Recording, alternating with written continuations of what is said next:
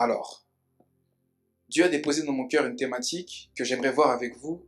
Je vais vraiment aller crescendo de manière progressive parce que je veux que ce message soit vraiment inscrit dans le cœur de chacun. Dieu m'a parlé du système des pensées. L'Esprit de Dieu m'a soufflé ce thème-là depuis maintenant quelques mois. J'en avais même échangé avec le prophète. Parce que Dieu veut faire un travail de fond. Dieu veut faire un travail au niveau des fondations, au niveau des fondements, au niveau des bases, de façon à ce que chacun puisse vraiment croître et grandir. Et quand j'ai commencé à étudier ce qu'était la pensée, quand j'ai commencé à étudier l'importance même et l'impact d'une pensée dans la vie d'un homme, qu'il soit chrétien ou encore même païen, je me suis rendu compte à quel point le sujet des pensées est un sujet indispensable, important pour tout chrétien. Et je peux t'assurer qu'à partir de ces 2 sessions, si Dieu permet que nous puissions le faire en 2 sessions, ta vie va radicalement changer. Alors, j'aimerais vraiment que tu puisses prendre en considération tout ce qui va être dit pendant ces 2 sessions. Amen. À la fin du culte, aux alentours de 20h40 ou 45, on prendra 10 minutes pour que chacun puisse aussi poser des questions par rapport à cette thématique. D'ailleurs, selon ce que l'Esprit va commencer à nous conduire pour l'année 2024, je pense que pendant ce temps d'école, puisque c'est une école, après chaque message, on prendra le temps pour des questions-réponses. Parce que c'est important que vous puissiez aussi, qu'il puisse avoir une sorte d'interaction pour que nous puissions répondre à des questions directes que vous pouvez vous poser. Prêcher un message et puis partir, peut-être que tu as encore des troubles dans l'esprit et tu n'as pas la clairvoyance ou la visibilité par rapport à certaines notions spirituelles que tu n'arrives pas très bien à comprendre. Ça, c'est terminé. À partir de cette année, je veux que chacun d'entre nous puissions comprendre, que nous puissions acquérir vraiment une compréhension limpide, claire, nette et stable des choses de l'esprit. Parce que nous sommes appelés à devenir des rois et des sacrificateurs. Donc le thème que nous allons voir aujourd'hui, c'est comment transformer mon système de pensée pour conquérir. Dis à ton voisin, comment transformer mon système de pensée pour conquérir. Alors, j'aimerais que nous puissions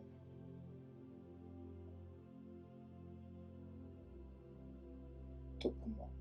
Je vais prendre ce passage ici.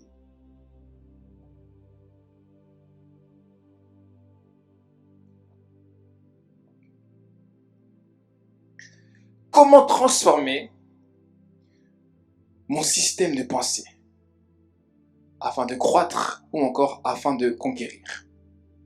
Je vais m'introduire de la façon suivante. Il y a eu des études qui ont eu lieu aux États-Unis où des scientifiques ont pris le temps d'analyser comment est-ce que la pensée fonctionne. Ils ont pris 2 groupes d'individus auxquels ils ont attaché des ficelles autour de l'avant-bras. Et l'avant-bras de ces personnes-là, pendant un certain laps de temps, je crois que c'était entre 20 et 30 jours, était immobilisé. Ils ont pris 2 groupes d'individus auxquels ils ont donné les mêmes conditions. L'avant-bras totalement immobilisé. Et ils ont donné des consignes à un certain nombre, du moins à un groupe d'individus, en leur disant « Imaginez simplement que vous êtes en train de contracter votre avant-bras, sans pour autant faire le geste. Chaque jour, 5 fois, imaginez simplement que vous êtes en train de contracter votre avant-bras. » Et à l'autre groupe, ils ne leur ont rien dit. Faites comme si la vie était normale. Vivez comme d'habitude. À la fin de ce laps de temps, je crois entre 20 et 30 jours, ils ont fait des analyses et ils se sont rendus compte au travers des résultats que ceux qui imaginaient contracter leur avant-bras par rapport à l'immobilisation n'avaient perdu que 24% de leur force. Et le deuxième groupe, lui, avait perdu, je crois, entre 50 et 55% des forces de son avant-bras qui avait été immobilisé. Deuxième étude qui a été faite, ils ont fait la même procédure, encore le même process. Ils ont pris un groupe de personnes Et ils leur ont dit pendant 24 jours, vous allez imaginer faire un exercice sportif avec votre muscle, le biceps et l'auriculaire. Vous allez vous poser chez vous à la maison et pendant quelques minutes, vous allez simplement imaginer être dans une salle de sport et faire un exercice sportif. Votre corps ne bouge pas, mais c'est votre esprit ou encore vos pensées qui vont commencer à fonctionner.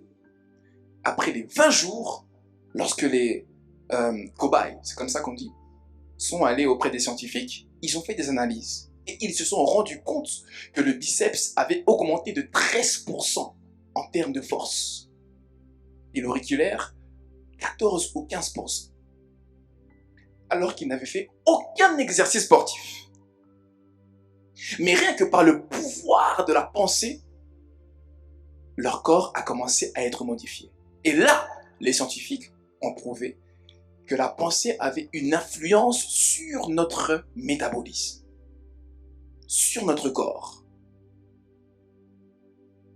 Si déjà dans le monde scientifique, on arrive à prouver de telles actions, alors dans la Bible,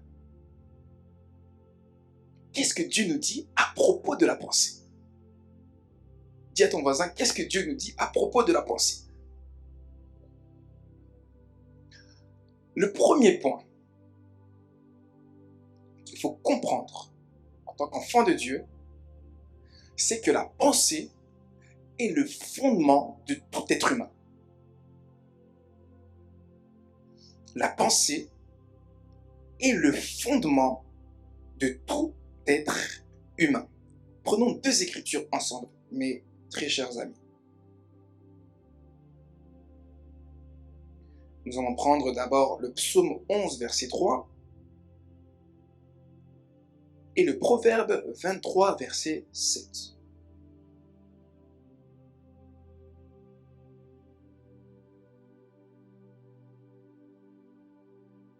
Lorsque vous y êtes, dites-moi. Le psaume 11, verset 3, prophète, et le proverbe 23, verset 7. Vous y êtes? Ok, je fais la lecture. La Bible dit dans psaume 11, verset 3, « Quand les fondements sont renversés, le juste, que ferait-il? » Lorsque les fondements sont renversés, qu'est-ce que le juste ferait? La deuxième écriture, c'est dans Proverbe 23, verset numéro 7. Proverbe 23, verset numéro 7.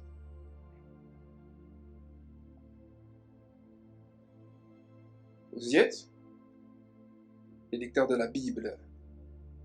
Ok?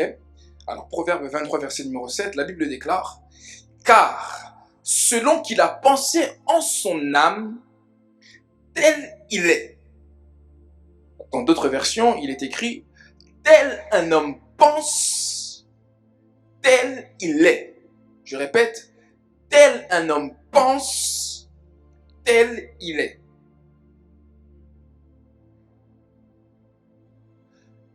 La pensée est le fondement de tout homme sur la terre.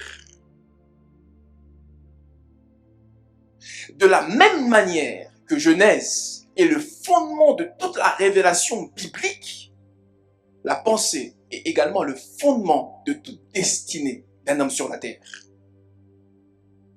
Le livre de Genèse, c'est le livre qui contient l'embryon de la révélation biblique. Ok? C'est le livre qui contient la racine de la révélation biblique. Lorsque vous analysez et observez le livre de Genèse, vous allez vous rendre compte qu'il y a des notions de toutes les doctrines théologiques qui ont attrait à la Bible. De son premier jusqu'à son 49e chapitre. À travers l'histoire des prophètes. Que ce soit à travers la vie de Melchisédek, d'Abraham, d'Isaac, à travers l'histoire aussi de Joseph, à travers tout ce que Dieu a permis que ses fils puissent traverser. Dieu, au fait, était en train d'envoyer des messages qui étaient en réalité comme un embryon pour la révélation biblique. En théologie, on fait souvent mention de la loi de la première mention. Quand vous voulez analyser une doctrine comme celle qui a de l'esprit, par exemple, ou encore du salut, on parle de la sotériologie, on va toujours voir où est-ce que ça a été mentionné pour la première fois pour comprendre le sens originel de ce que Dieu a voulu dire en premier. Je parle à quelqu'un? Et dans le livre de Genèse, ça contient justement l'embryon. Vous savez ce que c'est un embryon, n'est-ce pas? Un embryon, lorsqu'il est dans le ventre de sa mère, c'est le futur bébé. Mais c'est encore une racine qui est en train de se former. Genèse, c'est la même chose avec la révélation de Dieu. Amen. De même aussi, la pensée est la genèse d'un homme. Au commencement était la pensée. Pour tout homme. D'ailleurs, toi et moi, nous sommes le résultat d'une pensée entre ton père et ta mère. Dans le cas où c'était un projet. Amen. Nous sommes le résultat d'une pensée. Et tout projet que tu fais ici-bas sur la terre commence initialement dans une pensée. Tout sauf rien. C'est pour vous dire à quel point la pensée est très importante. Parce que tout débute ou tout commence d'abord par une pensée. Prenons un autre verset. Romains 10, verset 10. Aujourd'hui, nous allons lire, parce que nous sommes à l'école. Amen. Vous êtes avec moi? Romains 10, verset numéro 10.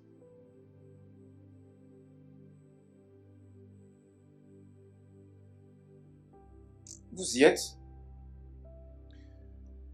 La Bible dit, ça c'est vraiment le verset des évangélistes, en effet, c'est avec le cœur que l'on croit et parvient à la justice. Et c'est avec la bouche que l'on affirme une conviction et parvient au salut, comme le dit l'Écriture. En d'autres termes, si je paraphrase, l'apôtre est en train de dire, c'est avec la pensée que nous parvenons à la justice. Parce que le salut est accepté d'abord dans ton cœur, dans une réflexion intérieure, et elle est validée par le souffle de ta bouche, parce que tu l'acceptes comme ton Seigneur et ton Sauveur. C'est comme si tu es en train de signer une pensée dans ton esprit. D'abord, il y a la pensée. Ensuite, il y a la parole, puis les actions qui suivent la parole. C'est le processus.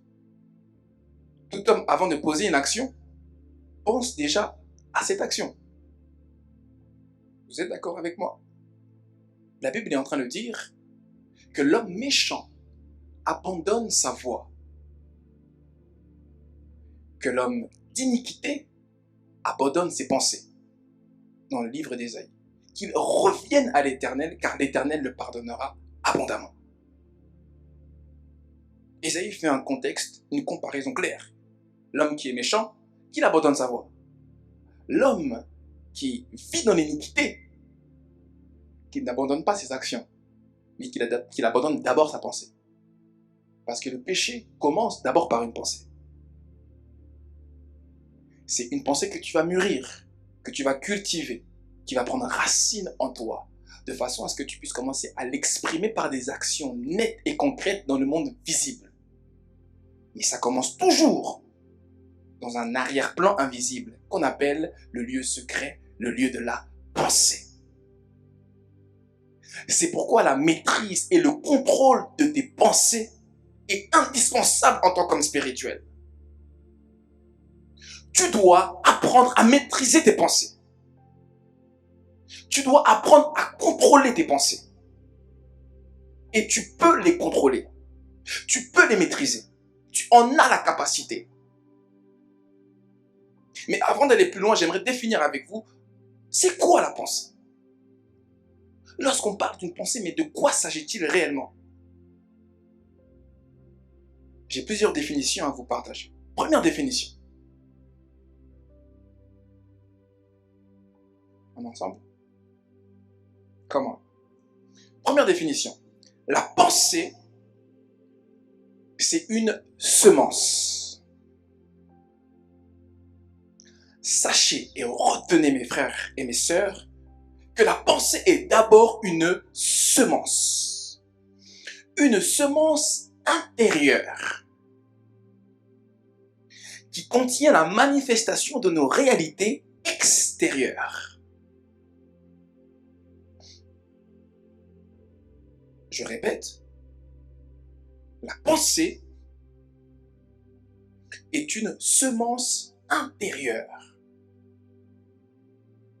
Sache que ton esprit est comme un champ dans lequel tu vas venir planter des pensées qui contiennent des réalités, des futures réalités extérieures. La Bible dit, Proverbe 31, verset 16, et 31, 15 mars, 19h30. La Bible dit, elle pense à un champ et elle l'acquiert. Du fruit de son travail, elle plante une vigne. Est-ce qu'on peut prendre ce passage ensemble?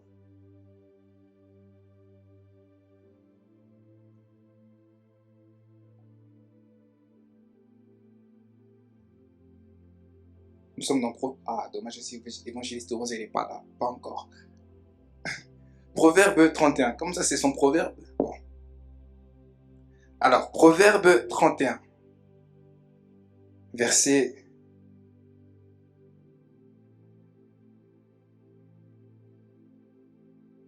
16, mes amis.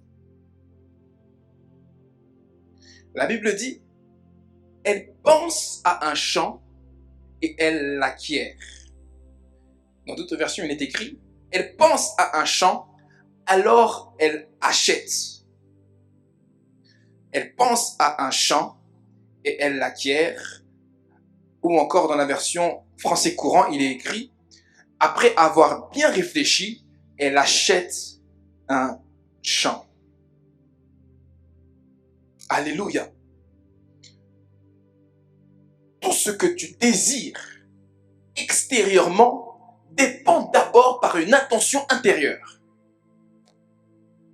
par une pensée intérieure, par ta capacité à bien penser, à orienter tes pensées vers un objectif.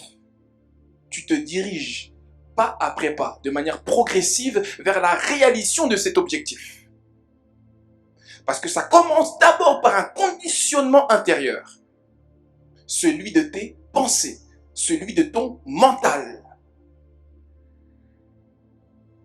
Est-ce que je parle à quelqu'un ce soir?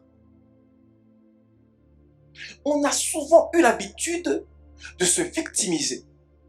On a souvent eu l'habitude de rejeter la faute sur l'autre, sur telle circonstance, sur tel environnement, sur tel contexte, alors qu'en réalité, tu détiens la clé de ton changement. Même étant en Christ, il y a des situations que tu vis qui peuvent changer dans la mesure où tu changes d'abord la manière de penser,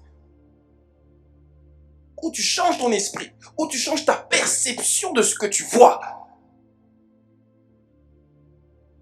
Oui, elle pense à un champ et elle l'acquiert. Elle réfléchit, elle sonde et elle attire ce champ vers elle. Dans le monde, on est en train de parler, my prophète, de la loi de l'attraction. Vous connaissez, je pense, ce genre de choses, ce genre de notions qu'on peut retrouver dans le New Age. En réalité, ce sont des notions qui sont d'abord bibliques.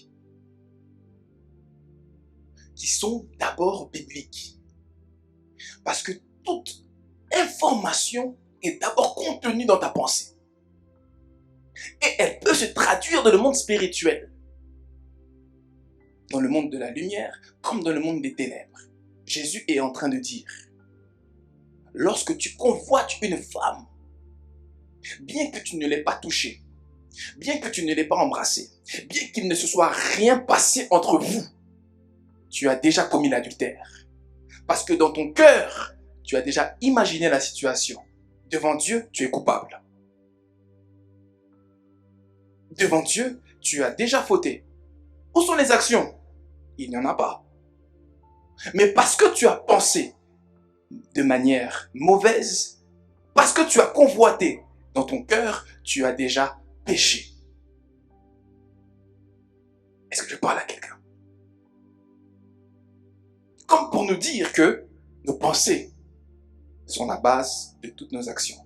Et Dieu juge d'abord, avant nos actions, nos pensées. Venir à l'église et laisser ses pensées à la maison devant Netflix, ça n'a pas d'intérêt. Des fois, vous êtes là ici, vos pensées sont ailleurs. Oui, c'est vrai. Soyons sincères entre nous. Moi-même, ça m'est déjà arrivé de faire des cultes tellement fatigué. J'avais des situations auxquelles j'étais en train de réfléchir. Je suis passé à côté de mon culte. Pourquoi? Parce que je pensais à autre chose. Pourtant, j'étais là physiquement. Mais dans mon esprit et dans mes pensées, j'étais ailleurs. Et c'est ce que le diable combat. Et nous allons voir ces choses. C'est pourquoi un homme spirituel doit vraiment avoir la capacité de se concentrer. Et souvent, la concentration passe par des longs moments de prière. Raison pour laquelle nous avons parlé de l'intimité, où tu es dans le calme, dans ton lieu secret, et tu t'attends à Dieu. Que Dieu te bénisse encore pour le chant, je m'attends à toi. Parce que c'est une réalité de l'univers de l'intimité. Il faut apprendre à s'attendre à Dieu. Et quand tu rentres dans le domaine de l'intimité, par le couloir de la contemplation, tu sais connaître la concentration. Je parle à quelqu'un? Parce que contempler, ça demande de la concentration. Alléluia. Elle pense à un chant et elle l'acquiert. Deuxième définition. On est béni? J'ai vraiment voulu que les choses soient calmes, pas de musique. On est là et on apprend seulement. La pensée est une intention. La pensée, c'est une intention capable d'émettre des ondes, des fréquences,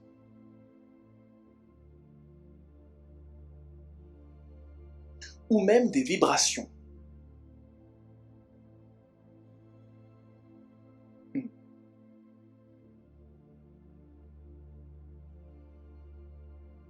Qui transportent une énergie produisant une réalité.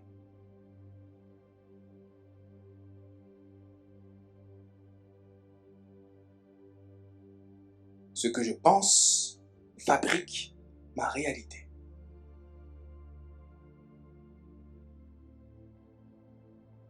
Job est en train de dire, ce que je crains, c'est ce qui m'arrive.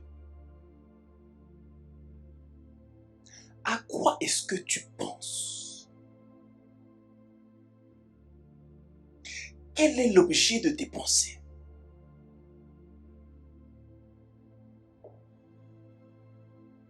Penses-tu échec? Penses-tu dépression? Penses-tu maladie? Penses-tu négativité? Quel est le centre et l'objet de tes pensées? Lorsque tu penses, tu es en train d'émettre des vibrations ou encore des fréquences, spirituellement parlant. Une pensée cultivée, une pensée mûrie, finira par être une information que le monde spirituel va commencer à reconnaître. Et qui va même s'incarner. Et les scientifiques l'ont même prouvé. Il y a eu une étude euh, des travaux qui ont été faits par un certain japonais qui s'appelle Masure Emoto, qui a étudié le mouvement de la pensée avec un verre d'eau. Ils ont déposé un verre d'eau, ils ont pris plusieurs cobayes, ils ont demandé à ces personnes de penser soit destruction ou encore soit amour, joie, paix, douceur. Et ils se sont rendus compte que le simple fait de penser à tel ou tel sentiment était en train de faire varier la cristallisation ou encore la variation de l'eau dans le verre. C'est des travaux qui sont scientifiques. Vous pouvez faire des recherches. Je pose un verre, je me concentre. Il y a des vibrations qui ont lieu dans le verre. Et ces vibrations sont déterminées par la qualité de ce que tu penses. Scientifiquement parlant, lorsque la personne pense à la destruction, le verre peut commencer à s'agiter. Lorsque la personne pense à l'amour, le verre a comme une sorte de léger mouvement.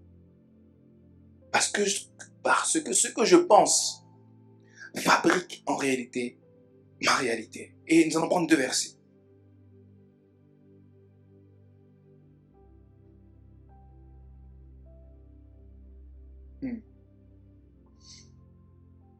Matthieu 6, verset 8.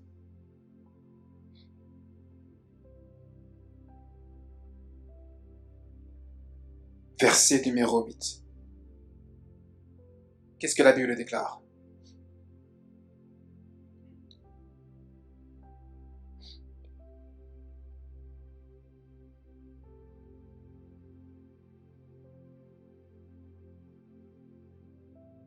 « 6, verset numéro 8, la Bible est en train de dire « Ne leur ressemblez pas. » C'est Jésus qui parle, en faisant mention justement des Sadducéens ou encore des pharisiens. Et il dit à ses disciples, ne leur ressemblez pas, car votre Père sait de quoi vous avez besoin avant même que vous puissiez lui demander.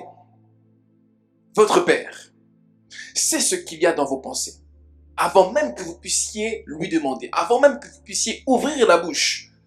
Dieu voit déjà dans vos pensées ce dont vous avez besoin. Parce que dans vos pensées, il y a des informations. Dans vos pensées, il y a une énergie qui se libère et qui est capable de créer une réalité tout autour de vous. Alléluia. Dès lors que tu comprends que ta pensée peut avoir un impact et une influence plus qu'importante dans ta vie, tu vas commencer à gérer tes pensées comme tu gères ton compte en banque, en espérant que tu sois un bon comptable. Et il y a des pensées que tu vas commencer à filtrer au travers de la parole de Dieu. Pour ne plus laisser certaines pensées commencer à t'influencer. Des pensées suicidaires, des pensées impudiques, tout type de pensée que le diable peut commencer à t'envoyer comme des flèches, qui prend racine souvent dans notre âme, mais que tu dois commencer à maîtriser et à refuser pour laisser uniquement une seule source, celle de l'Esprit de Dieu qui communiquera avec ton esprit, car il est écrit que l'Esprit de Dieu atteste à nos esprits que nous sommes véritablement enfants de Dieu. Alléluia. Jusqu'à là, ça va? On est ensemble? Quantième définition. Troisième définition. La pensée comment? J'en ai déjà parlé en fait. C'était Matthieu 5, 28 par rapport au fait que l'homme était en train de convoiter une femme.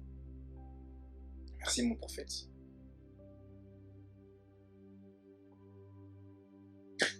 Troisième définition. La pensée est multidimensionnelle.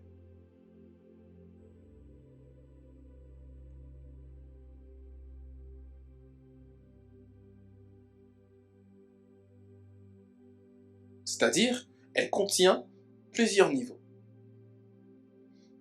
d'expression.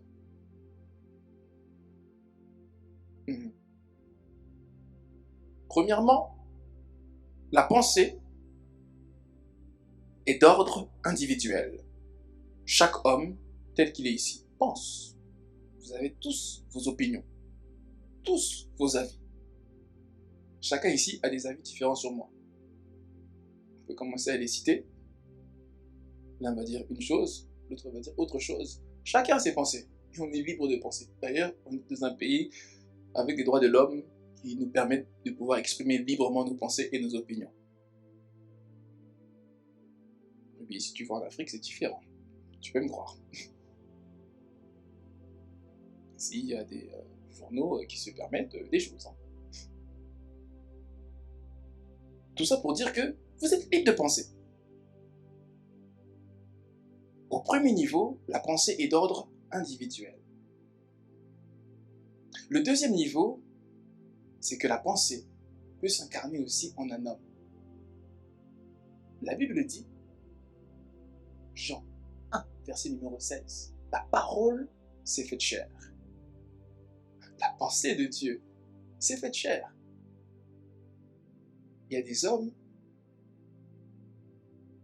qui sont comme des représentations d'une pensée, d'une notion, d'un concept. Quand on parle de John Wesley, on pense tout de suite à la sanctification. Vous comprenez? C'est dans cette mesure-là où je suis en train d'expliquer qu'un homme peut incarner une pensée. Il porte une pensée comme un manteau. À force d'y avoir travaillé, à force peut-être de l'avoir cultivé, à force de l'avoir exposé. Demain, par exemple, quand on parlera de l'adoration, je prie que ce soit le cas de mon frère le prophète. À force de travailler dans ce domaine-là. Et la troisième dimension, c'est la dimension environnementale. Ou encore, je dirais, sociétale. Ou encore la pensée de masse. C'est ce qu'on appelle communément l'imaginaire collectif. Vous m'avez saisi? L'imaginaire collectif. Donc il y a 3 niveaux de pensée. Ça c'est selon mes définitions, à mon niveau de compréhension aujourd'hui. 1.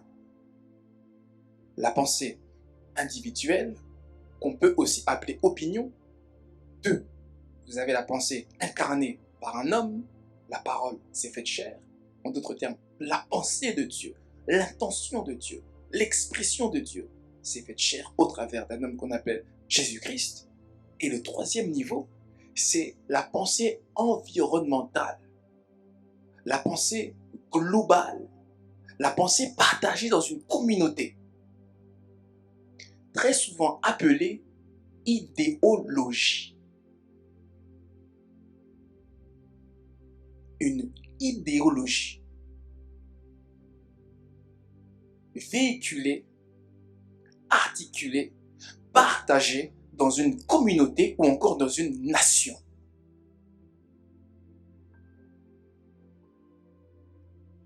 Alléluia. Et le diable travaille lorsqu'il veut détruire des nations. Il passera toujours par des idéologies qui sont contraires à celles de la parole de Dieu. Alors, je ne dis pas que toutes les idéologies que les hommes d'État, que les influenceurs, que les écrivains ont eu à émettre sont mauvaises. Mais à un certain niveau, quand ces idéologies vous éloignent de la parole de Dieu, elles sont sataniques. Pourquoi? Parce qu'elles sont en train d'infiltrer votre système de pensée pour vous séparer de Dieu. Et des fois, ces idéologies peuvent être très subtiles. Parce que le diable est rusé et il sait comment nous faire dévier de son chemin. Une idéologie, c'est comme un partage de principes. C'est un système prédéfini d'idées, ou encore de réflexion, ou encore de pensée. Et dans une nation, dans une communauté, on peut avoir des idéologies qui sont dominantes, qui sont omniprésentes, généralement invisibles, mais qui se partagent. dans un quartier, dans une nation, dans une communauté, tout le monde voit de la même manière. Quand on pense par exemple à une ville, on sait que cette ville est caractérisée par cette idéologie. Quand on pense à un quartier, on sait que ce quartier est caractérisé par cette façon de penser. Là-bas, là, ils sont tous comme ça. Vous avez jamais remarqué ça? Ils réfléchissent tous de la même manière, ils parlent tous de la même manière. Quand on était jeune, dans certains quartiers, il y avait des mots, ça sortait de Grigny. Ils parlaient tous de la même manière, ils ont commencé à influencer tout le monde. Parce qu'il y avait une certaine manière de penser qui a fini par influencer même tout le 91. Même plus. Vous comprenez? Ce sont au fait des esprits territoriaux qui travaillent dans cette dimension-là pour influencer les hommes, qu'on appelle généralement principautés. On parle des principautés, on parle des dominations, on parle des trônes, on parle aussi des esprits méchants dans les lieux célestes. C'est ce que Paul est en train de dire. Nous n'avons pas à lutter contre la chair et contre le sang, mais contre tout esprit qui est dans les lieux célestes, les trônes, les dominations, et plus haut, les principautés, qui elles sont établies sur des territoires, et qui ont pour objectif justement d'inculquer des principes de vie dans la vie de ceux qui sont sur ce territoire en tant qu'êtres humains. Et c'est là le travail des apôtres, qui ont reçu pour mission et pour mandat de libérer tout homme des faux raisonnements de toute hauteur qui s'élèvent contre la connaissance de Christ et toute pensée captive de les ramener à la croix. Parce que l'homme est captif d'abord dans ses pensées. C'est pourquoi le système de pensée doit être transformé. On a parlé, Ruby, du renouvellement de l'intelligence. Ne vous conformez pas au siècle présent, mais soyez transformés. Parce que dans le siècle présent, il y a une mentalité. Dans le siècle présent, il y a un système de pensée. Dans le siècle présent, il y a une idéologie qui est partagée. Dans le siècle présent, on parle de l'homosexualité. Dans le siècle présent, on parle du féminisme. Dans le siècle présent, on parle du yoga. Dans le siècle présent, on parle de certaines idéologies qui vous éloignent de la parole de Dieu ou alors qui ont pour effet la corruption de la parole de Dieu. Et dès le départ, le diable a commencé à faire ce travail. Il a dit à Ève, Dieu n'a-t-il pas dit, en déformant simplement la parole de Dieu? Il n'a pas dit que tu vas mourir. Non, non. Il a déformé la parole de Dieu. Et c'est ainsi que le diable travaille. Avec des idéologies qu'il implante dans certaines catégories sociales, dans certaines catégories d'hommes, de façon à déformer ce que la parole de Dieu est dans sa véracité. Alléluia. Que Dieu nous délivre de toute idéologie qui ne vient pas de Christ. De tout système de pensée qui nous influence, même des fois de manière inconsciente, qui ne vient pas de Christ.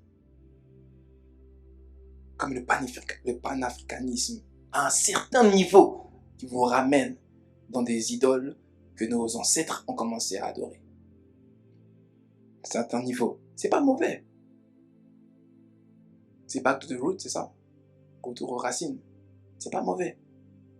Mais quand ça vous dévie de façon à ce que les divinités anciennes du paganisme deviennent celles que vous commencez à adorer sous prétexte que vous êtes en train de retourner à vos racines, là, vous êtes en train de vous détourner de l'évangile.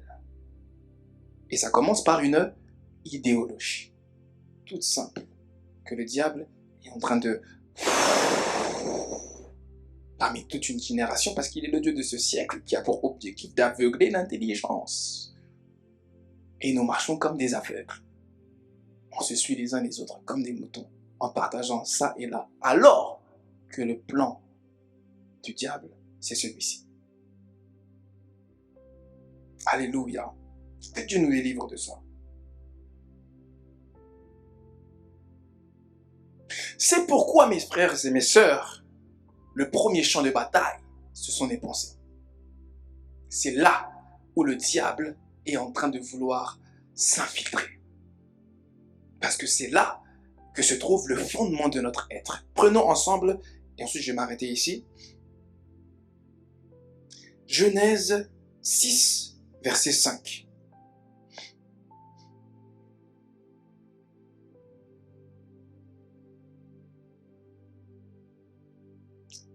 Je pense qu'on va sûrement avoir peut-être 3 sessions. Ça ne vous dérange pas? Alors, Genèse 6, verset 5. Qu'est-ce que la Bible dit? L'Éternel vit que la méchanceté des hommes était grande sur la terre et que toutes les pensées de leur cœur se portaient chaque jour uniquement vers le mal. Genèse 6, verset numéro 5. Quand le diable cherche à te détruire, il cherchera d'abord à s'infiltrer dans ton système de pensée. De la même façon qu'il y a eu des ramassis qui se sont infiltrés parmi le peuple israélite après la sortie d'Égypte. Dieu, du moins, le diable, peut te laisser accepter Jésus. C'est fort ce que je vais dire, mais comprenez-moi. Tu acceptes Jésus par Romains 10, 10. C'est en croyant du cœur qu'on parvient à la justice et en confessant de la bouche qu'on parvient au salut. Ok, tu l'as accepté, mais tu continues à vivre avec un système de pensée qui est mondain. Tu continues à vivre avec des schémas de pensée qui sont mondains. Ou parfois des schémas de pensée qui se sont créés par un environnement négatif dans lequel tu es né. Et qui produisent en réalité des limitations dans ton avenir.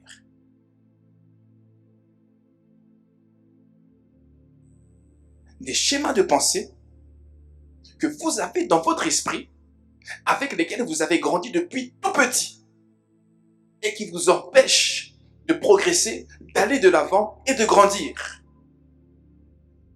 Par certaines paroles que tu as pu recevoir de ton père, par certaines paroles que tu as pu recevoir de ta mère, ou même de personnes à l'école qui t'ont frustré, qui t'ont blessé, qui t'ont détruite de l'intérieur. Et tu grandis avec ce schéma de pensée-là dans ton subconscient qui t'empêche d'aller plus loin par rapport à ce que Dieu veut faire avec toi. Et qui constitue en réalité des réflexions dans ton esprit. Moi, je ne peux pas y arriver. Cette école, ce n'est pas pour moi. Je ne peux pas me marier. Dans ma famille, il n'y a personne qui se marie. Mon père ne m'a jamais encouragé. Ma mère ne m'a jamais poussé. Et ces schémas de pensée que tu cultives dans ton esprit créent et produisent une limitation. Ce sont comme des programmes erronés en nous. Bien qu'il y ait l'Esprit de Dieu qui te pousse à vivre dans la parole de Dieu, qui te pousse à comprendre. C'est pourquoi en fait il faut beaucoup s'exposer à la parole de Dieu. Parce qu'il y a des programmes en toi qui doivent être déprogrammés. Il y a des systèmes en toi qui doivent être déprogrammés. Les schémas de pensée, les conditionnements ou encore les croyances négatives intégrées dans notre subconscient par le jugement lié à la période de l'enfance, très souvent, ce sont des programmes inscrits dans le disque dur de notre esprit. Si je vais trop vite, dites-moi. Ce sont comme des programmes. Dieu m'a donné l'image d'un ordinateur. Ce sont comme des programmes qui sont intégrés dans le disque dur de notre esprit. C'est pourquoi, après notre venue en Christ, il faut faire une réinitialisation. Exactement. Il faut réinitialiser le programme. Il faut transformer le programme. Il faut changer le programme. Les démons. Vous savez quels sont leurs points d'appui dans la vie d'un homme et d'une femme? La Bible dit, Lorsque tu veux sauver une personne, tu dois, plutôt, on parle d'une maison, Jésus est en train de dire, il faut déloger l'homme fort et ensuite, justement, tu pourras prendre part ou encore possession de la maison. Et si la maison n'est pas rangée, cette personne prendra 7 autres démons, si je paraphrase, et ira justement dans la maison. La maison, c'est comme l'image de ta vie. C'est comme l'image de ton esprit. Lorsque Dieu te délivre, on prie pour toi, tu tombes par terre, tu craches, tu vomis, tu pleures, etc. La grâce de Dieu tombe, Dieu te change, Dieu te fait grâce, Dieu est favorable. Les démons sont partis. La maison est vide. La clé pour que certains démons reviennent, c'est le système de pensée. Parce que les démons s'appuient sur des systèmes de pensée qui sont erronés et contraires à la parole de Dieu. C'est ce qui produit leur force dans la vie d'un homme et d'une femme. C'est pourquoi, lorsque tu es délivré, va faire des affermissements.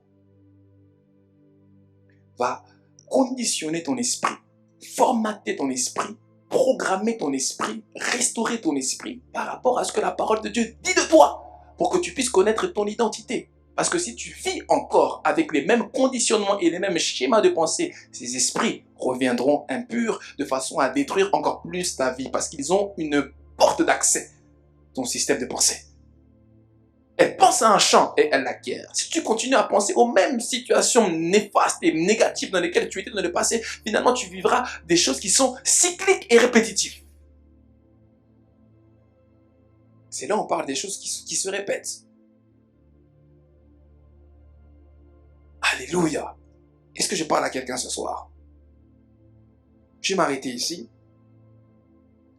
et donner cette dernière phrase. Je pense que ça va aider plus d'une personne. Les éléments de contexte que tu peux vivre aujourd'hui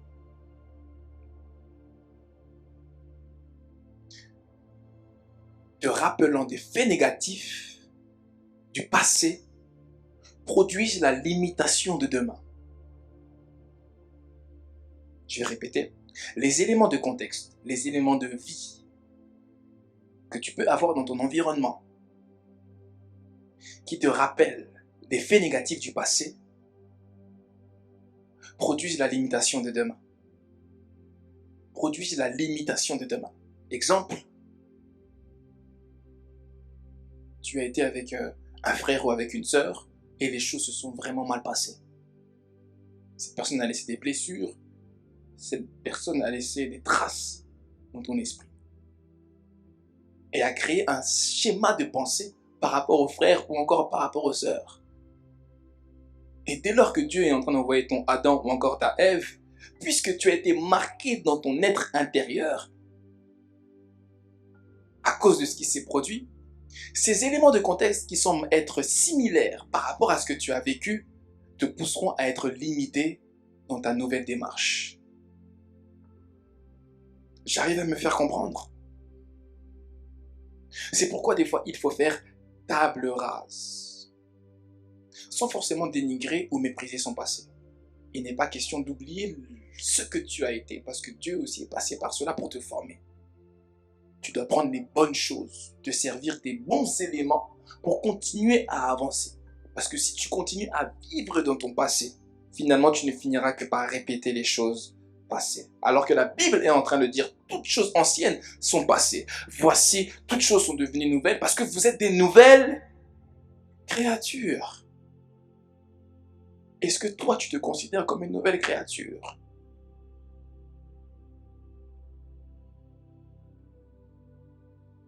C'est ça la question. Change ton système de pensée. Partie 1.